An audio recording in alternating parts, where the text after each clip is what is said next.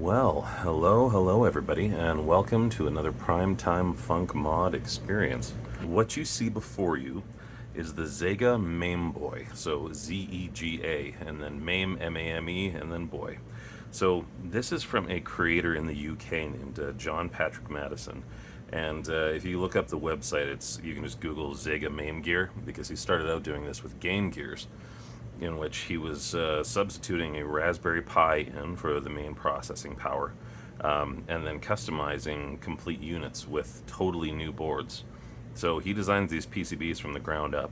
We're on version 1.3 now of the one that he did for the Game Boy, Main Boy. And what was really cool to me, and that really appealed to me when I was looking at this, was that this is a simple drop-in solution that just fits an unaltered DMG shell.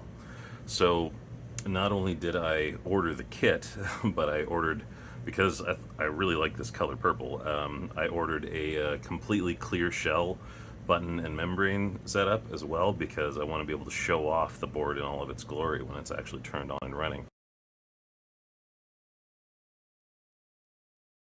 So the first thing in the pre-install checklist is plugging in the power board here and making sure that USB-C connector, plug in, and then connect to power. And there we go. So we got a red light. We are operational.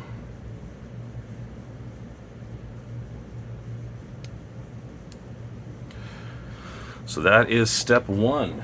Now, step two is actually connecting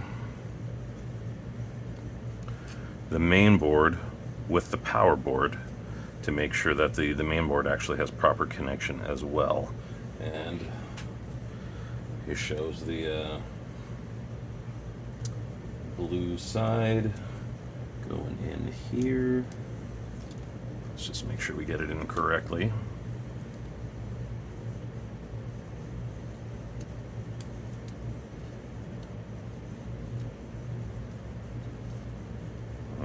That doesn't look great. If you're gonna pull it back out, do it gently for Pete's sake.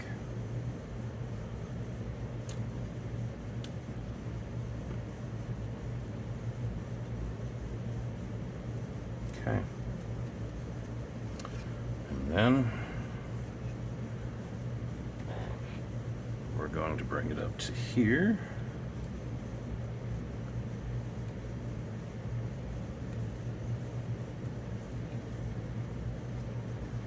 Do it as non-awkwardly as possible. And then we're going to plug the power in again.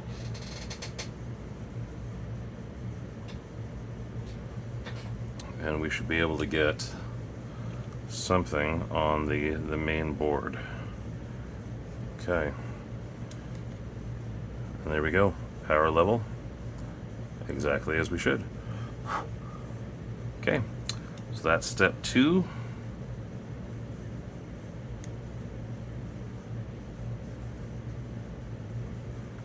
Unplug gently.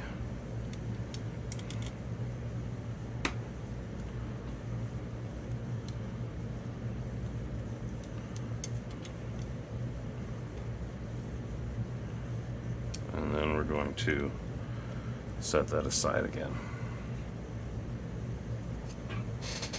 Now, the next thing that he actually gives in the basic pre-flight checklist, which he's going to hate that I'm calling it that all the time, is the image that you need to download to burn to an SD card to put into your Raspberry Pi Zero.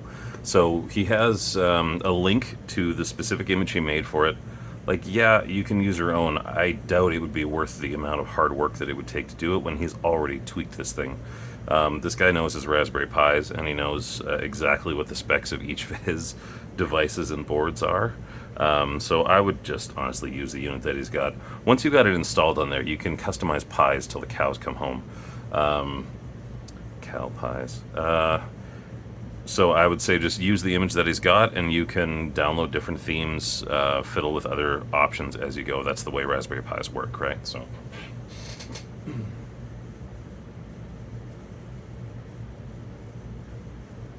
Now, the next step is actually one that I have not touched at all, and I had almost considered cheating on this one too, to do this off camera, because this is the part that's not necessarily for the faint of heart. This is going to require some through soldering and some fairly precise soldering. So what I'm probably going to do is just tell you that, like, to be able to see the exact spots that you are supposed to solder to, you're going to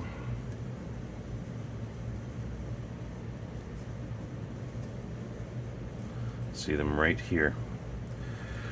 So the 0 is actually going to go on the back, and it is going to match up with these holes, and then every single one of these areas that he's got pointed out here is going to be a through solder, to make sure that it makes every single connection. And then we're going to do some testing right after that. So congratulations, you just made it to the speed up part. So.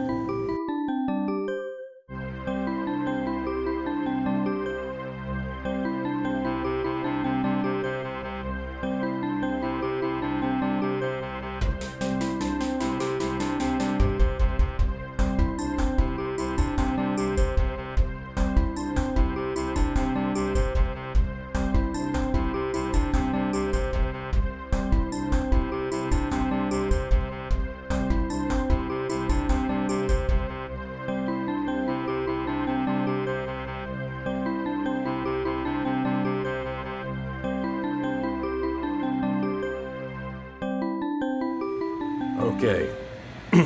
I'm sorry, I just gotta shut off that fan. Never do that much soldering without a fan going in your space. I shouldn't have taken so long to turn it on as I did. So our next step, we're going to be going to the pre-install checklist again.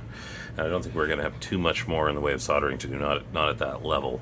But we are going to be connecting this together with the power board, and then powering it on with the Raspberry Pi attached, and then see what happens. So.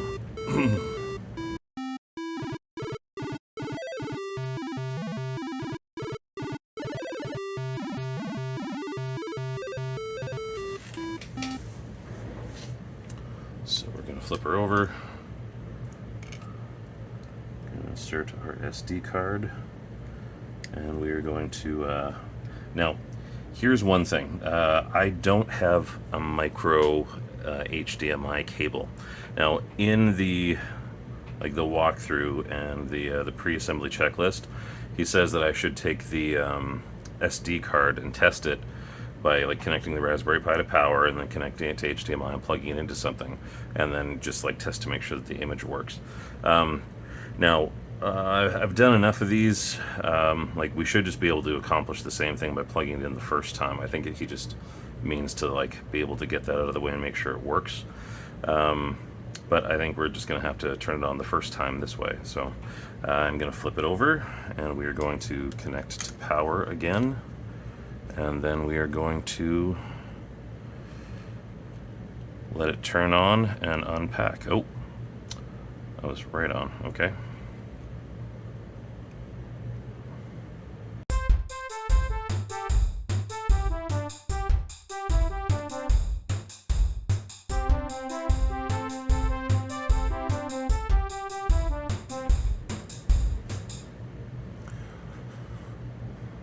Perfect. Okay, so one of the first things he says to do is actually try and run the buttons through their paces. So we are going to pretend like there is a D-pad there, and some buttons here. Oh, that's so sweet.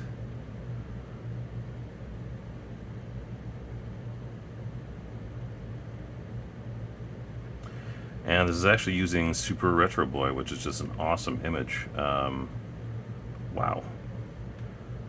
This looks incredible. I am so psyched. Okay.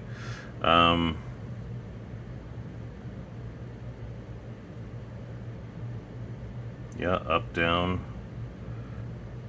left, right, back, A. So it looks like so far it seems that the soldering job was good. I was pretty thorough on making sure that the solder got all the way through to the Pi on the backside.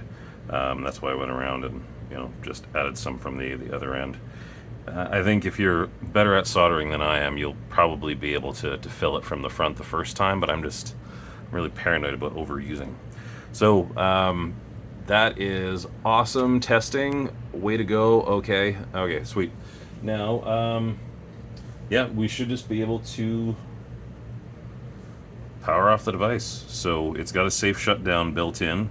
This image is actually already expanded, so we are good to go to just shut her down. Safe shutdown is built into the image. And there's our safe shutdown. Beautiful.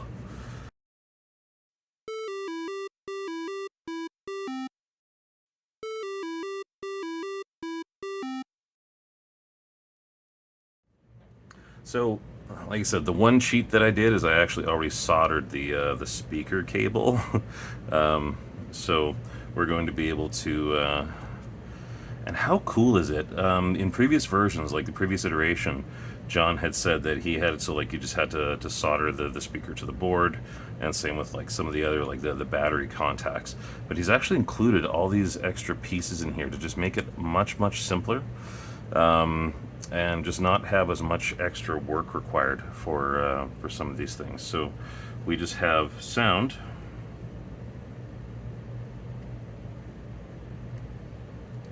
Like I said, speaker is already soldered in. Sorry, I already connected the cable to it, and you want to be careful with this because it's still just connected by a couple little contacts. You don't want to accidentally yank the thing off the board, though I guess you could solder directly to if you needed to.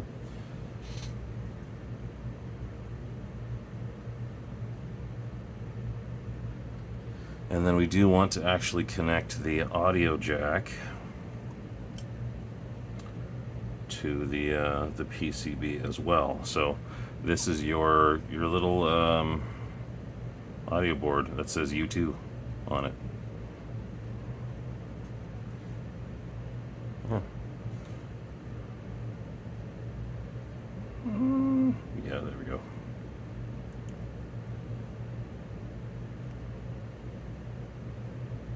It just took a while for this to come from the UK, so I'm a little paranoid about botching it on the first night. I've had enough experiences like that in my day.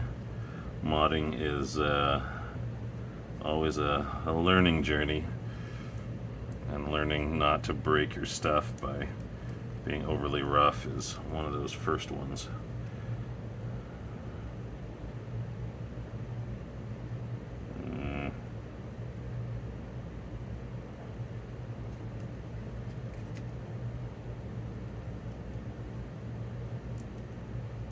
For example, when it doesn't feel like it's fitting quite like it should.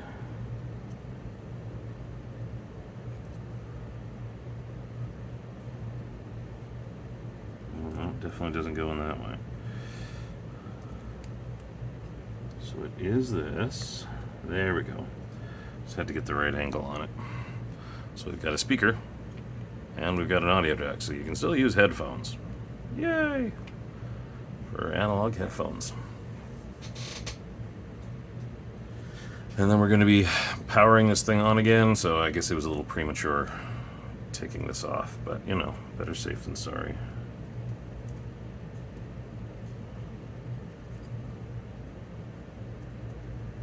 And this time we should be able to hear some sound while we power this puppy on.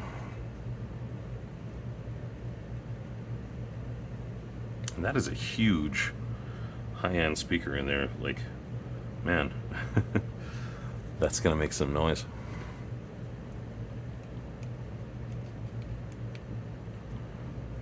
Okay.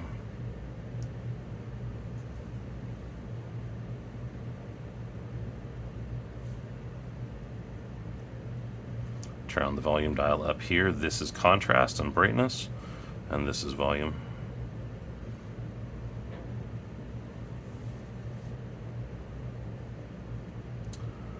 So as I said before, it usually takes for Raspberry Pi Zero, sometimes about 30 seconds to kick in and load. I was going to say I'm the patient type, but I'm very much not the patient type.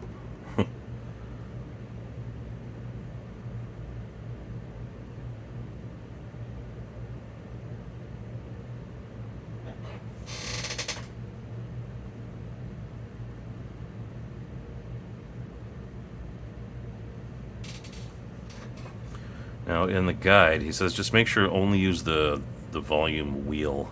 Don't actually try and adjust any volume settings in RetroPie. We're going to put on the membranes again to do some navigation, and let's just find a game. Oh. Yeah, go for original Game Boy, right?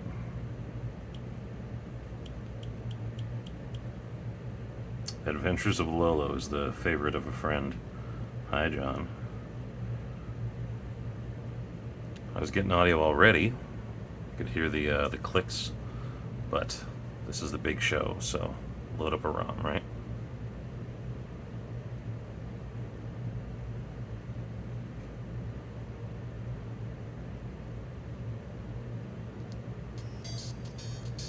Ooh, there's that nice pre-configured green.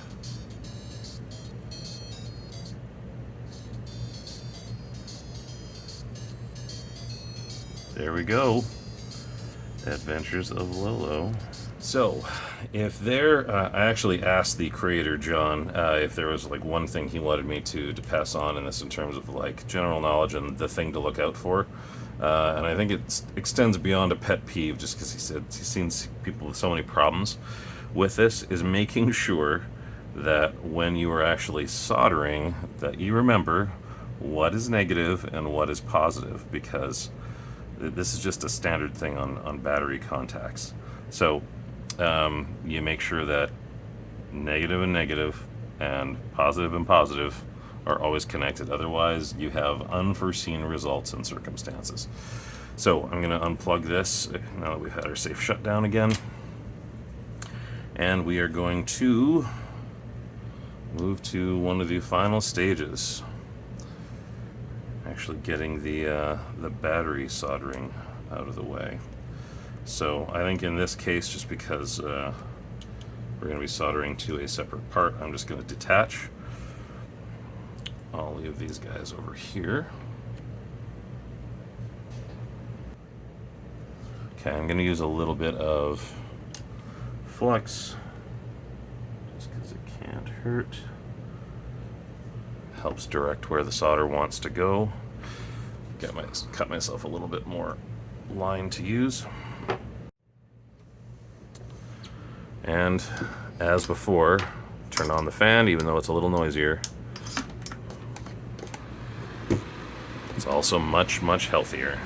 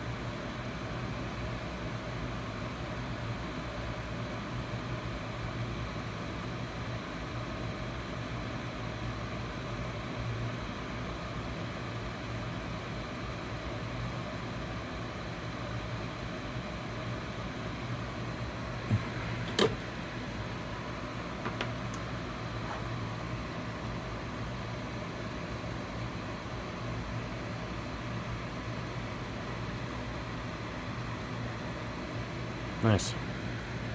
Okay. That should be it for the soldering for today, guys. So, yeah, the doing the Pi itself was a little trying, but honestly, I've got enough experience that I kind of knew what to look for and what to go back for once we actually got it sorted out. So the next step is going to be essentially just reconnecting this thing, plugging the battery in and testing it. And this is the part where I find out if this battery actually had any charge when it came, because this just arrived in the mail. So I maybe could have probably plugged it into something else to test it before now. But that's how she goes.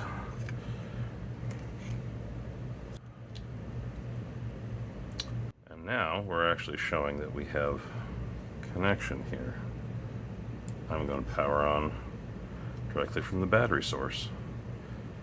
And there we are.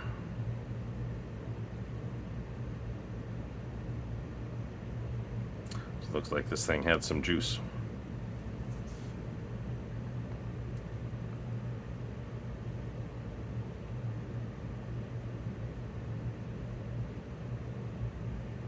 Now, in the instructions, John specifically says, once you've got it to start off of battery power, plug in, let it charge up completely. Yeah, see, so it actually is showing that it's not quite full. So this is actually like a battery level indicator directly, right? So that's pretty cool. And I guess what we can do, for anybody else, this would be the time when you can actually just plug it in and let it charge after you shut down again, and let it charge up fully. But I'm still chomping at the bit to finish building this thing, so that's what we're gonna do. Now, of course, before we get ahead of ourselves, we need to actually do button placement.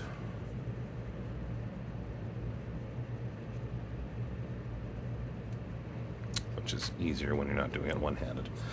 Fair enough.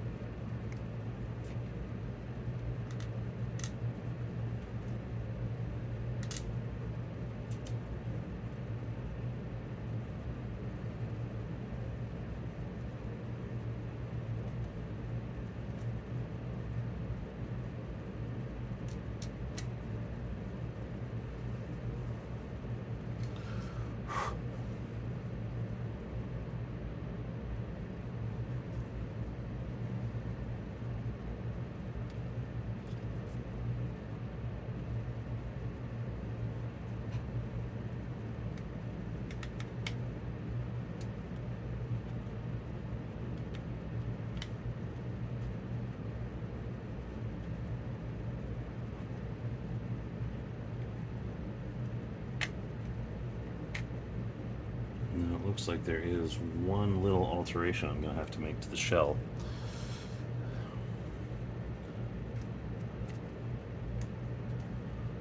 There is a tab up here that is going to have to go. It should be a fairly easy clip.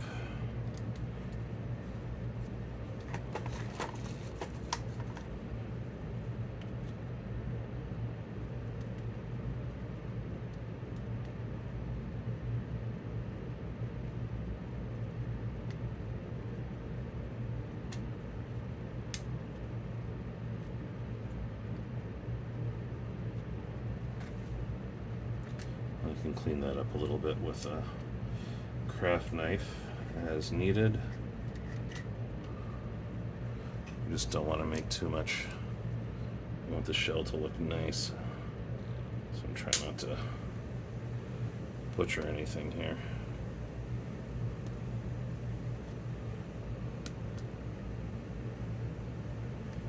So yeah, there's just one tab up at the top that needed to go.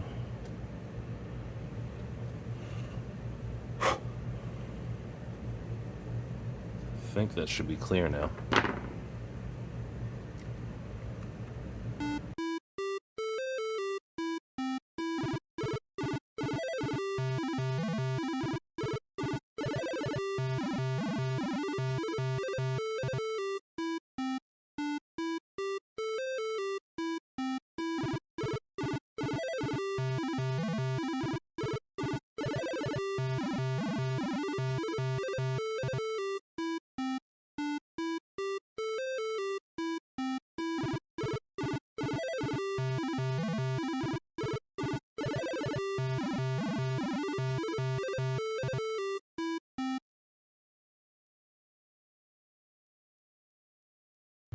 Okay, now we just got to get the rest of this all put together.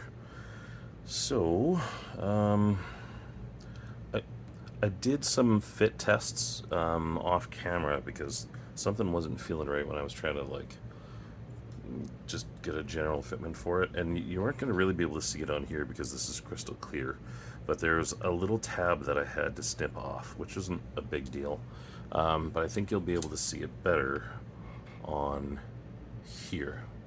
So this little tab, that's, so you've got like the level for the screw and then this little guy right here around the edge.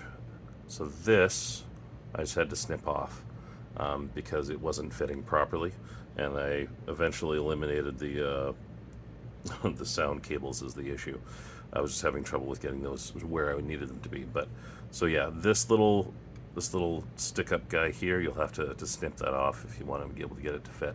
Now, try the fitting first because I don't know if it's just you know, how this particular aftermarket shelf is fitting, but I don't know, that seems pretty definitive. So yeah, it was just not quite fitting down at the end, and that was the only thing that was sort of standing in the way. So take off that piece. Okay, so you can see on mine, I've already trimmed that down. Now we're going to get the audio jack out of the way. So of course this one's going to go in upside down, just like the ones do from the regular audio boards. So just get that fitted into place.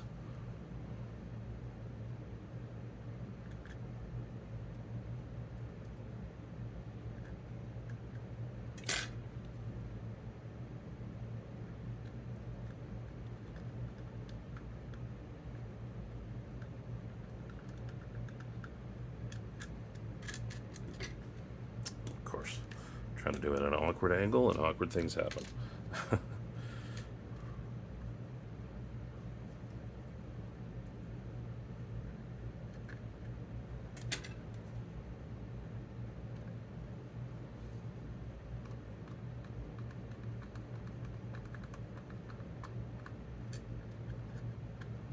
Down nice and snug.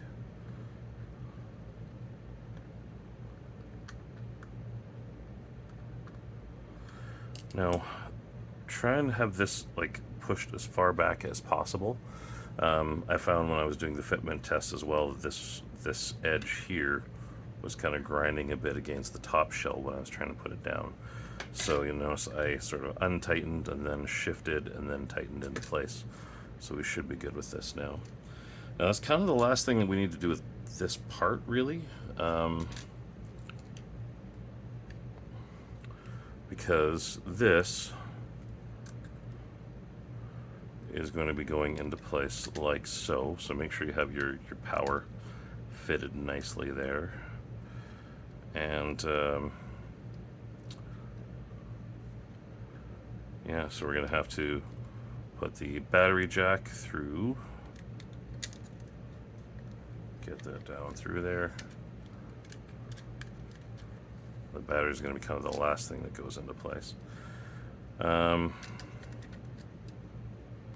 then we actually need to connect these two parts together. Now one thing you notice is I applied a little bit of, there was so much slack on the speaker cable that it was just not sitting in place and not doing any of the things I wanted it to. So I actually used a little bit of black vinyl tape and just like taped it down together so it's all kind of like fitting nicely and sitting where it's supposed to for the speaker itself, so without a lot of rattle or anything like that, because there was a lot of extra cable that would just be like kind of being all over the place and messing things up here. So coiled it around and then applied some tape to keep the coil in place. Now this part, probably still gonna have to move this off. Dang, yeah, that's right. We need to connect this cable without pulling too hard on it. So we want to give it some slack. So there we go. We got our two parts, and now we're going to go and start fitting things in. Oh, see, and there it is. Now power switch.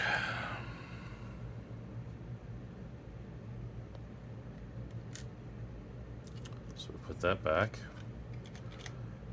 And now everything's kind of secure on this side. So we can really just flip over and start concentrating on where stuff's got to go on here. So once more, I'm going to be putting that battery jack through into the battery bay.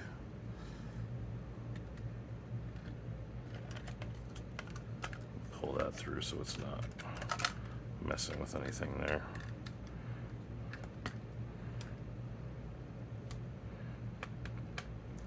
We'll have to put this power one. The power switch going awry is the theme of the day. Just get in. There we go.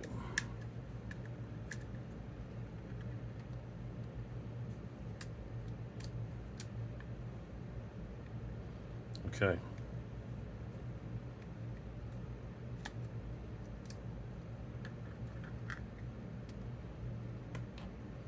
So we've got this roughly where it needs to go. Now the other thing to keep an eye on, and this caused me no end of grief, are these sound cables. Just need to make sure that they fold in on the side instead of looping back around and messing with the screw spot that's going to be there. And there's that speaker that I said was going to for sure be perfectly in place. Messing about.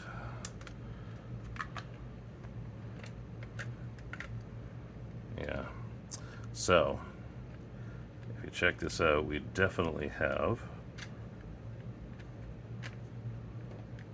the speaker not doing what it's supposed to.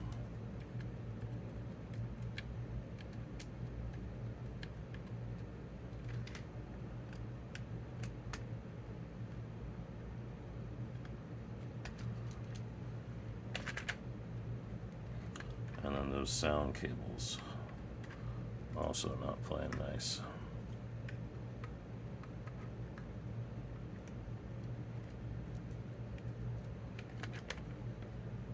Now, in all fairness, those sound cables can do whatever they like as long as they don't get in the way of the screws.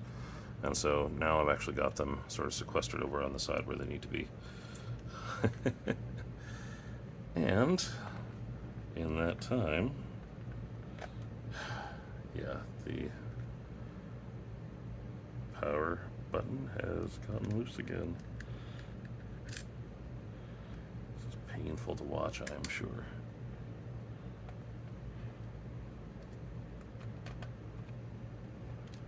Okay, we are pretty much good to go. Sound cable's where they're supposed to be. The power switch is where it's supposed to be. I think we can start applying screws now. Man, I made that look way harder than it actually is, I'm sure. Well, let's get the screws in place that we know need to be.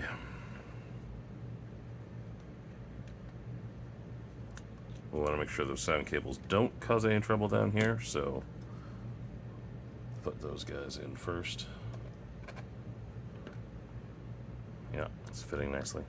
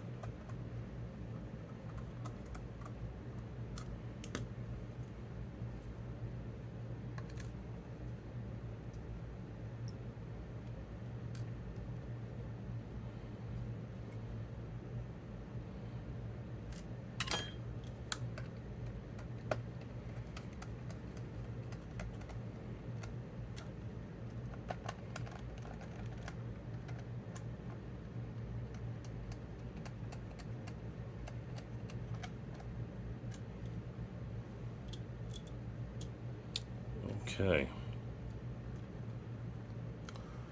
So, we've got a fair amount of slack on the battery. And the battery has some of its own length there as well. So just make sure, as the man says, red to red, black to black.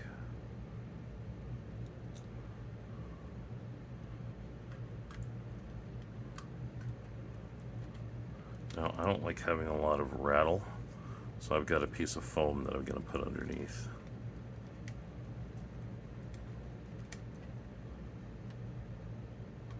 And keep this puppy in place.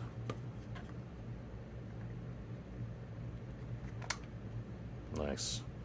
Had a little bit of resistance when it was closing, so shouldn't have any rattle around.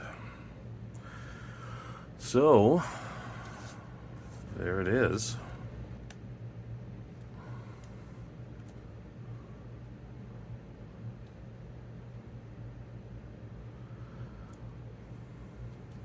Yeah, I've tested the image already as per the pre-flight checklist that John has actually put up on the Zega Mame Gear site. And loaded some content.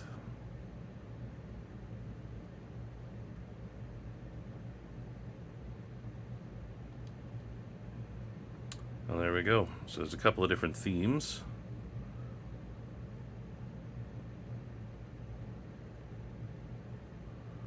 That we can do. I'm gonna actually check out another one that he's got here. Sort of made for this size. Specifically for the Mame Boy. Let's see how it looks. There we go. Some nice animations.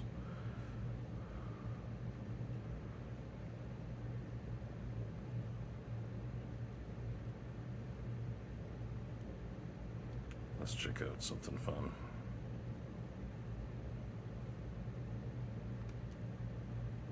I have no idea what the game was, it just said Bugs Bunny.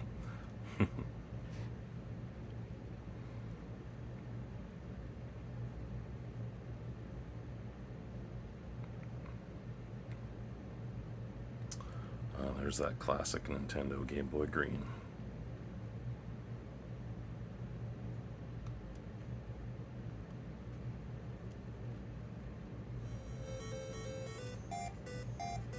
There we go.